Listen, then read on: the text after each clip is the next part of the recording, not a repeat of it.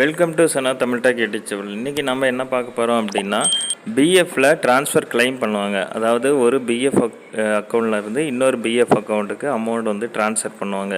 இதில் employee share, employer share ரெண்டுமே வந்து ட்ரான்ஸ்ஃபர் பண்ணுவாங்க. இப்போ நீங்கள் 2-3 கம்பெனியில் ஒர்க் பண்ணியிருக்கீங்க அப்படின்னா, இதுக்கு முன்னாடி ஒர்க் பண்ண கம்பெனியில் இருக்கிற அமௌண்ட்டை வந்து இப்போ கரண்ட்டில் இருக்கிற கம்பெனி அக்கௌண்ட்டுக்கு ட்ரான்ஸ்ஃபர் பண்ணுவாங்க. அது பேர் தான் வந்து பிஎஃப் ட்ரான்ஸ்ஃபர். 2-3 கம்பெனியில் வந்து நான் வந்து ஒர்க் பண்ணியிருக்கேன். நான் இதுக்கு ஒவ்வொரு கம்பெனிலையும் நம்ம வந்து தனித்தனியாக நம்ம பிஎஃப் வந்து கிளைம் பண்ணிக்கலாம் அப்படின்ற மாதிரி ஆப்ஷன் கிடையாது. நீங்கள் ஒரு கம்பெனியில் ஒர்க் பண்ணுறீங்க, அந்த கம்பெனி விட்டு ரிலீவ் ஆகிட்டீங்க. அடுத்தது இன்னொரு கம்பெனியில் ஒர்க் பண்ணுறீங்க, அந்த கம்பெனி விட்டு ரிலீவ் ஆகிட்டீங்க. அடுத்தது 3வது ஒரு கம்பெனியில் ஒர்க் பண்ணிகிட்ருக்கீங்க அப்படின்னா, ஸோ 3வது கம்பெனியில் ஒர்க் பண்ணும்போது ஃபஸ்ட்டு ஒர்க் பண்ண கம்பெனியில் இருக்கிற அமௌண்ட்டை வந்து நீங்கள் வித்ட்ரால் பண்ண முடியாது. ஏன்னா பிஎஃப்பில் வந்து இப்போ 3வதாக ஒர்க் பண்ணுற கம்பெனியில் உங்களுக்கு ஒரு பிஎஃப் அக்கௌண்ட் க்ரியேட் ஆயிடுச்சு அப்படின்னா, அதுக்கப்புறம் அந்த பிஎஃப்பில் நீங்கள் கிளைம் பண்ணும்போது டிஃபால்ட்டாகவே அந்த 3வது இருக்கிற பிஎஃப் அக்கௌண்ட்டு தான் ஷோ ஆகும். ஃபஸ்ட்டு ஒர்க் பண்ண அந்த பிஎஃப் அக்கௌண்ட் வந்து மெம்பர் ஐடி ஷோ ஆகாது. அது ஆட்டோமேட்டிக்காகவே இப்போ ப்ரெசென்ட்டாக எந்த கம்பெனியிலுக்கோ அந்த கம்பெனிக்கு வந்து அந்த பிஎஃப் அக்கௌண்ட்டு ஷோ ஆகும். ஸோ ஃபஸ்ட்டு கம்பெனியில் இருக்கிறத கிளைம் பண்ணணும் அப்படின்னா, நீங்கள் அந்த கம்பெனி பிஎஃபோட அக்கௌண்ட்டில் இருந்து இப்போ ப்ரெசென்ட்டாக இருக்கிற பிஎஃப் அக்கௌண்ட்டுக்கு வந்து ட்ரான்ஸ்ஃபர் பண்ணணும். ட்ரான்ஸ்ஃபர் பண்ணதுக்கு அப்புறம் தான் நீங்கள் வந்து இப்போது ப்ரெசென்ட்டில் இருக்கிற பிஎஃப் அக்கௌண்ட்டில் இருந்து உங்களுடைய அமௌண்ட்டை வந்து நீங்கள் வித்ட்ரால் பண்ண முடியும்.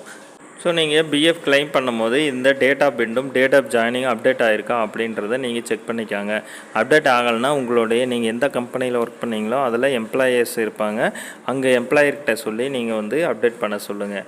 ஸோ அடுத்தது நீங்கள் பிஎஃப் ட்ரான்ஸ்ஃபர் பண்ணதுக்கப்புறம் இதில் இந்த மாதிரி அக்செப்டட் பை ஃபீல்டு ஆஃபீஸ் அப்படின்னு இருக்கும்.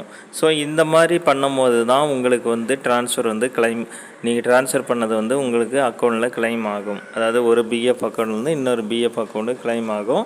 ஒரு சிலருக்கு வந்து இதில் வந்து 2 எம்ப்ளாயர் வந்து அப்ரோட் பண்ணணும். அப்படி பண்ணால் மட்டும்தான் உங்களுடைய ஒரு பிஎஃப் அக்கௌண்ட்லேருந்து இன்னொரு பிஎஃப் அக்கௌண்ட்டுக்கு ட்ரான்ஸ்ஃபர் பண்ண முடியும். ஸோ நீங்கள் ஃபஸ்ட்டு நீங்கள் பிஎஃப் ட்ரான்ஸ்ஃபர் கிளைம் போடுறீங்க அப்படின்னா, இதில் ஒரு எம்ப்ளாயர் வந்து நீங்கள் ஒர்க் பண்ணுற கம்பெனியில் இருப்பார், இன்னொருத்தர் வந்து பிஎஃப் ஆஃபீஸில் வந்து அவங்க வந்து அப்ரூவ் கொடுப்பாங்க.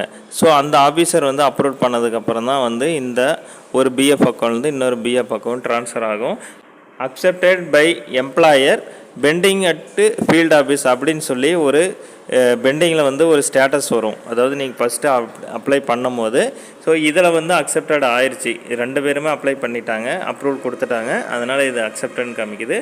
ஸோ நீங்கள் அப்ளை பண்ணும்போது ஃபஸ்ட்டு என்ன காமிக்கும் அப்படின்னா, accepted by employer pending at field office அந்த மாதிரி வந்து ஒரு ஸ்டேட்டஸ் வந்து வரும். அது எதுக்காக வருது அப்படின்னா, அதாவது நீங்கள் ஒர்க் பண்ண கம்பெனியில் எம்ப்ளாயர் வந்து அப்ரூவ் பண்ணிட்டாரு, நீங்கள் கிளைம் பண்ண ரெக்வஸ்ட் கொடுத்த அந்த அப்ளிகேஷன் வந்து பிஎஃப் ஆஃபீஸ்க்கு சென்ட் ஆயிருச்சு. அதுக்கப்புறம் அவங்க வெரிஃபிகேஷன் பண்ணி அப்ரூவ் கொடுப்பாங்க அப்படின்ற ஒரு அர்த்தம் தான் அது. ஸோ அந்த மாதிரி இருந்தது அப்படின்னா உங்கள் அப்ளிகேஷன் பிஎஃப் ஆஃபீஸ்க்கு சென்ட் ஆயிடுச்சு. அதன் பிறகு அவங்க எம்ப்ளாயர் வந்து செக் பண்ணிவிட்டு அப்ரூவல் கொடுப்பாங்க. அதுக்கப்புறம் தான் வந்து இது மேக்ஸிமம் வந்து 15 நாள் ப்ராசஸ் நடக்கும்.